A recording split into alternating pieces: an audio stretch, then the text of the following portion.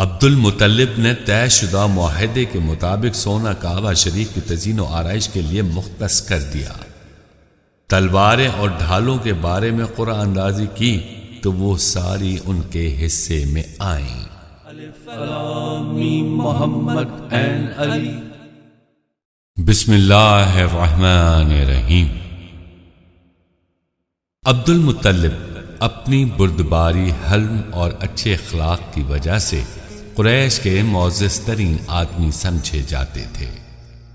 ان کے پاس بہت زیادہ مال و دولت بھی نہیں تھی اور ان کا ایک ہی بیٹا تھا جس کا نام حارث تھا۔ وہ ایک طرف آبادیوں میں غربا اور مساکین کو کھانا کھلاتے تو دوسری طرف صحراؤں میں جانوروں کی بھوک مٹانے کا سامان کرتے۔ نہایت عادل اور مہربان تھے، مظلوموں کی مدد کرتے تھے اور انہیں ظالموں سے ان کا حق دلواتے۔ انہی اوصاف حمیدہ کی بدولت وہ قریش کے سردار بنا دیے گئے تھے۔ چنانچہ غریب ہوں یا امیر ان سب کا احترام کرتے اور ان کی محبت کا دم بھرتے تھے۔ کعبے میں عبد المطلب سب سے زیادہ معزز جگہ پر بیٹھتے۔ قریش ان کے پاس اپنے مسائل اور مقدمات لے کر آتے اور نہایت انصاف سے ان کا فیصلہ کرتے۔ موسم حج میں دور دور سے حاجی طواف کعبہ کے لیے مکہ معظمہ میں جمع ہوتے تو عبد المطلب انہیں پانی پلانے کا بندوبست کرتے۔ اسی مقصد کے لیے کنویں کھدواتے۔ بارہا ایسا ہوتا کہ جب کنواں کھودنے پر بھی کہیں پانی کا نشان نہ ملتا تو اسے دوبارہ مٹی سے بھرنا پڑتا۔ ان کی خواہش تھی کہ اللہ تعالیٰ کی توفیق سے زمزم کا وہ کنواں دوبارہ تلاش کرنے میں کامیاب ہو جائے جو ان کے جد امجد ابراہیم علیہ السلام کے پہلوٹھے بیٹے سیدنا اسماعیل علیہ السلام کی خاطر صدیوں پہلے اس سرزمین میں پھوٹا تھا، جس کا پانی انتہائی میٹھا اور لذیذ تھا، لیکن بعد میں اسے بعض دشمنوں نے مٹی سے بھر دیا تھا اور اب اس جگہ کا سراغ نہیں مل رہا تھا۔ قریش کے لوگ اسے تقریباً بھول چکے تھے۔ عبد المطلب روزانہ سونے سے پہلے دیر تک سوچتے رہتے کہ کاش مجھے اس کنویں کا سراغ مل جائے تاکہ میں اس کا پانی حاجیوں کو پلا سکوں۔ پھر ایک دن جب وہ کعبے کے سائے میں لیٹے ہوئے تھے تو نیند کی حالت میں انہوں نے ایک نہایت پر اثر آواز سنی۔ کوئی ان سے کہہ رہا تھا، اٹھو، زمزم کھودو، تم اسے کھود کر کبھی پشیمان نہیں ہوگے۔ یہ تمہارے معزز و محترم باپ اسماعیل علیہ السلام کی نشانی ہے۔ اس کا پانی خشک ہوتا ہے نہ کم، تم اس سے بے شمار حاجیوں کو پانی پلا سکو گے۔ عبد المطلب نیند سے بیدار ہوئے تو انہوں نے حیرت سے ادھر ادھر دیکھا، لیکن انہیں وہاں کوئی متنفس نہ ملا۔ ادھر پراسرار آواز ابھی تک ان کے کانوں میں گونجتی محسوس ہو رہی تھی۔ وہ دل میں سوچنے لگے، کیا میں واقعی زمزم کا کنواں کھود سکوں گا؟ مجھ سے یہ مطالبہ کون کر رہا ہے؟ الہی، یہ آواز شیطان رجیم کی ہے یا کسی مبارک فرشتے کی، یا پھر خواب کا وہمہ ہے؟ معلوم نہیں وہ جگہ ہے کہاں جہاں زمزم کا کنواں کھودنا ہے۔ دوسرے دن بھی وہ اسی جگہ آرام فرما تھے کہ خواب میں کسی غیبی ہستی نے ان سے وہی کچھ کہا جو پہلے دن کہا تھا۔ آپ نیند سے بیدار ہوئے تو انہیں پھر اپنے ارد گرد کوئی نظر نہ آیا۔ انہوں نے سوچا کہ اگر یہ خواب سچا ہے تو پھر اللہ ہی مجھے اس مقام کا پتہ بتائے گا جہاں کنواں کھودنے کا حکم کیا گیا ہے۔ تیسرے دن آپ نے خواب میں پھر وہی آواز سنی جو پہلے 2 روز سے سن چکے تھے۔ اس کے ساتھ ہی خدائی کے مقام کی نشاندہی بھی کر دی گئی کہ زمزم کا کنواں اسی جگہ ہے جہاں کل تم ایک کوے کو اپنی چونچ سے زمین کھودتے دیکھو گے۔ عبد المطلب نے کنواں کھودنے کی تیاری کی۔ انہوں نے اپنے بیٹے کو مٹی کھودنے والے ہتھیار لانے کا حکم دیا اور خود کعبے کے سائے میں بیٹھے نشانی ظاہر ہونے کا انتظار کرنے لگے۔ کچھ ہی دیر گزری تھی کہ سیاہ رنگ کا ایک کوا فضا میں ادھر ادھر غوطے لگاتا آیا اور اس خاص جگہ پر اتر کر اپنی چونچ سے زمین کھودنے لگا۔ وہ اس کوے کی طرف مسرت سے دیکھ رہے تھے۔ اللہ نے ان کا خواب سچا کر دکھایا۔ ان کی دیرینہ خواہش پوری ہونے کو تھی۔ کدال ہاتھوں میں لیے وہ اس جگہ پہنچے اور اپنی پوری طاقت سے مٹی کھودنے لگے، اور ان کا بیٹا حارث کھودی ہوئی مٹی وہاں سے دور ہٹانے لگا۔ قریش اپنے سردار کو اپنے ہاتھوں سے زمین کھودتے دیکھ کر حیران ہوئے۔ عبد المطلب کے بہت سے خادم اور غلام تھے، اس کے باوجود اس کام میں اپنے بیٹے کے سوا کسی کو شریک نہیں کر رہے تھے۔ لوگ ان کے پاس آ کر پوچھنے لگے، آپ کیا کر رہے ہیں؟ میں کنواں کھود رہا ہوں، مجھے اس کا حکم دیا گیا ہے۔ کس نے آپ کو یہ حکم دیا ہے؟ مجھے اس کا حکم ایک خواب میں بشارت کے ذریعے ملا ہے، اور یہ کام میں اسی کے مطابق کر رہا ہوں۔ قریش نے کہا، آپ یہ کنواں کعبہ شریف کے پاس کیوں کھود رہے ہیں، حالانکہ ہمارے ارد گرد بڑا وسیع صحرا موجود ہے؟ عبد المطلب نے کہا، یہاں زمزم کا وہ کنواں ہے جو اسماعیل علیہ السلام کی ایڑیاں رگڑنے سے جاری ہوا تھا۔ قریش کہتے ہیں کہ آپ کو یہ کیسے معلوم ہوا؟ عبد المطلب نے کہا، جس نے مجھ سے یہ مطالبہ کیا کہ میں یہاں کنواں کھودوں، اس نے اسی جگہ کی نشاندہی بھی کی جہاں زمزم کا کنواں ہے، وہ سچی خبر دینے والا ہے۔ قریش نے کہا، سیدنا اسماعیل علیہ السلام ہم سب کے دادا تھے، اور ان کا کنواں ہم سب کی ملکیت ہونا چاہیے، اس لیے ہم آپ کو اکیلے سے کھودنے کی اجازت نہیں دیں گے۔ کیا آپ کے لیے کافی نہیں کہ آپ ہمارے سردار ہیں، جبکہ آپ کا مال کم ہے اور ایک ہی بیٹا ہے؟ اس کے برعکس ہمارے کئی بیٹے ہیں، اور ہم آپ سے زیادہ مالدار ہیں، اور ہم میں سے کئی لوگ ایسے بھی ہیں جن کے 10 بیٹے ہیں، بلکہ اس سے بھی زیادہ ہیں۔ اسی طرح یہ لوگ عبد المطلب پر اپنی بڑائی جتانے اور انہیں کنواں کھودنے سے منع کرنے لگے۔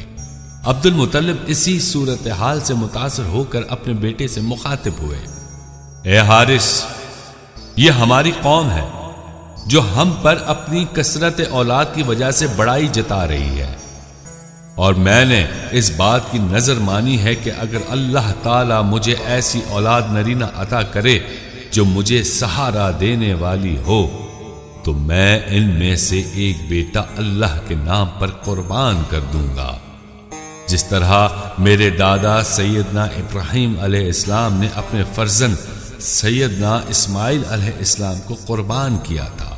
قریش نے یہ سنا تو سخت شرمندہ ہوئے کہ انہوں نے اپنے سردار کے ساتھ زیادتی کی ہے، لہذا وہ لوگ معذرتیں پیش کرنے لگے۔ اس کے بعد انہوں نے پوچھا، اے عبد المطلب، اگر آپ نے زمزم دریافت کیا تو اس میں سے ہمیں کیا حصہ ملے گا؟ عبد المطلب نے فرمایا، اس میں سے تم بھی اسی طرح پانی پیا کرو گے جس طرح میں یا گرد نواح سے آنے والے حجاج اور دوسرے لوگ پانی پیا کریں گے۔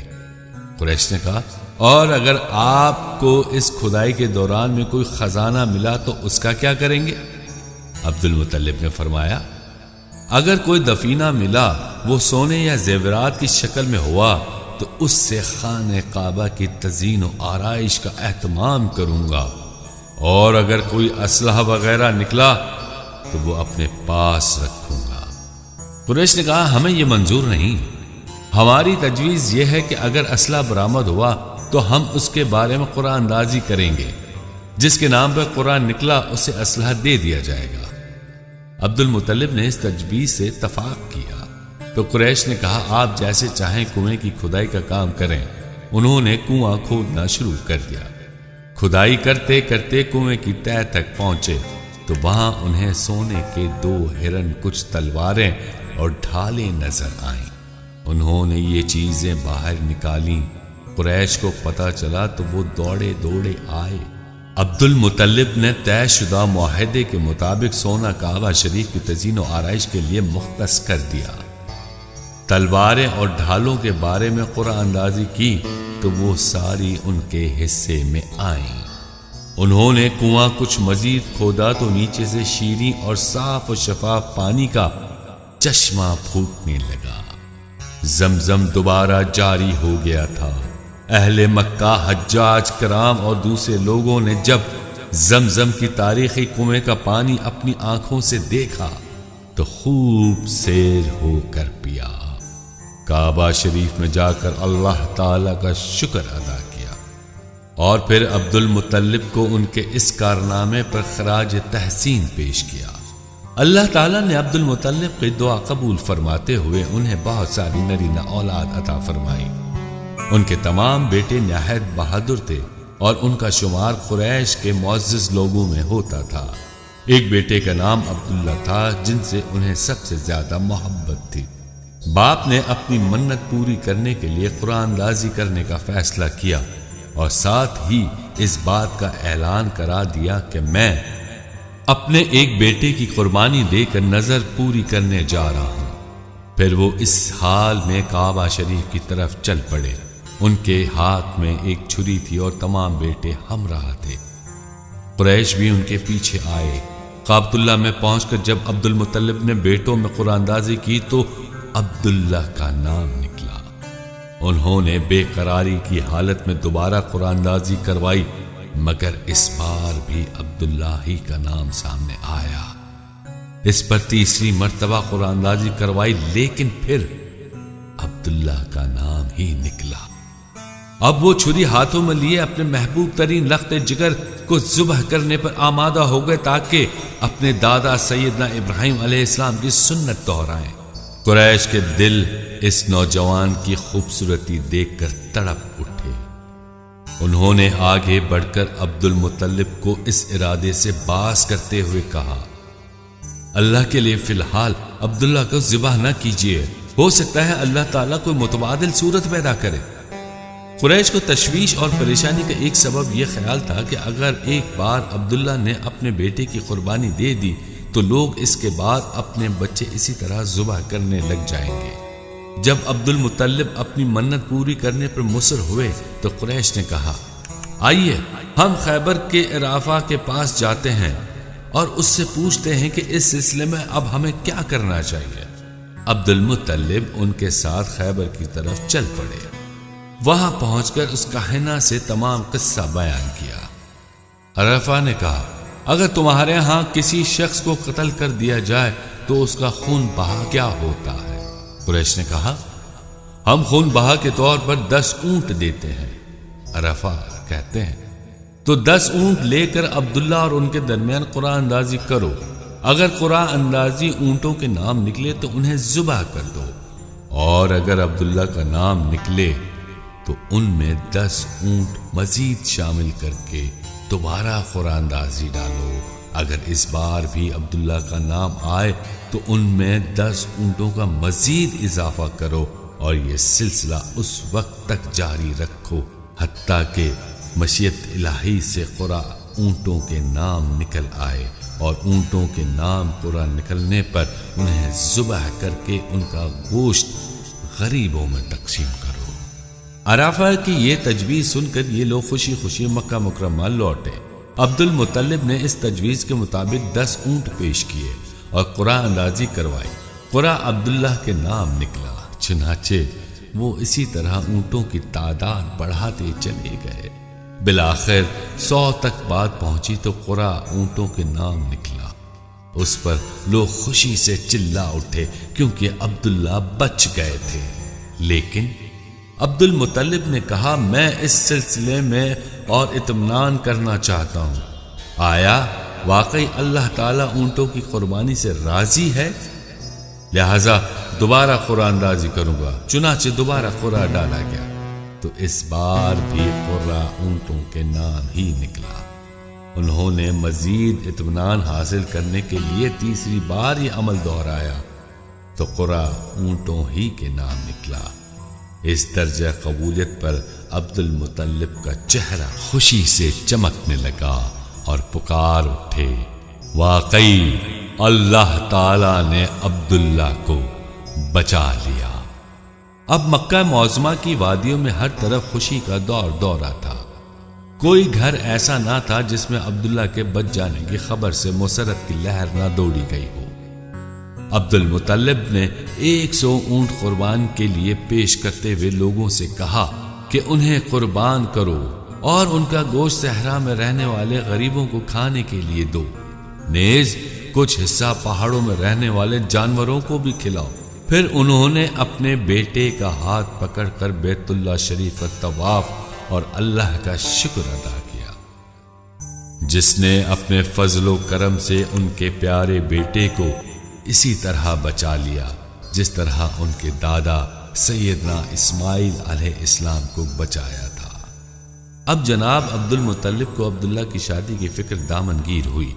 اس دوران ایک دن ان کے پاس یثرب سے بنی زہرہ کے سردار وہب بن عبد مناف آئے اور انہیں عبداللہ کے زندہ بچ جانے پر مبارکباد پیش کی، اور جب مہمان گرامی کی نظر عبداللہ پر پڑی تو انہوں نے فرط محبت سے آگے بڑھ کر انہیں گلے لگا لیا اور ان کی پیشانی چوم لی۔